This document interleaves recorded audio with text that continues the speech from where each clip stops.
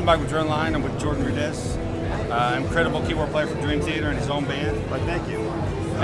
You debuted the GEO Synthesizer. You're going to tell us a little bit about that because it looked like you're doing some percussion type things. Can drummers play that? Or GEO Synthesizer is one of the most playable apps on the App Store.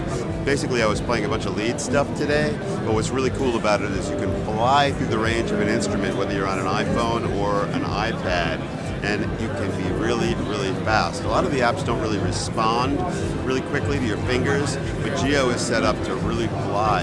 And it's also an instrument that has a layout that people want to learn and actually have be part of an instrument that they play. Unlike a lot of the apps that are just more like toys, if you check out GEO Synthesizer, which is available on the Apple iTunes Store, you will be very happy because it's really, really cool. You were bending notes and there look like squares in there. Are they labeled as notes or? Yeah. You can highlight different scales, but they're labeled. It's kind of set up like a guitar. You can almost think of it as strings of a guitar, and the rows are in fourths. So a guitar player could wrap their head around it really quickly, and a keyboard player also because of the way that you play it. Okay. So it might take, there's like a 10-15 minute adjustment time for a guitarist to wrap their head around it, and probably the same for a keyboardist too. Can a drummer, experiment with that, or maybe needs a little basic keyboard knowledge? Drummers, musicians. Wait a minute.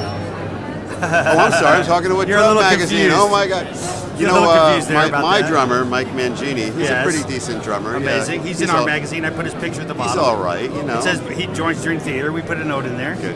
Anyway, he loves these apps. He plays with GEO and Sample Wiz and Space Wiz. Okay. So yeah, I recommend it because, especially if you're a guy who's playing a lot of drums and you don't really go to pitch instruments very much, the iPad is a terrific way to go and explore and learn. I think that's changing. It really is, because you can get amazing musical apps for so cheap, and you can kind of enter the world of pitch and harmony. Matter of fact, Mike Mangini keeps an iPad back with him in his massive drum world and a little keyboard, just so he can have a strong awareness of the modes and the pitches that we're playing. It's really important to him to know a lot of times what it is we're really playing. It helps him be a better drummer? It helps him be a better drummer. So I recommend anybody. The rhythm world is fantastic.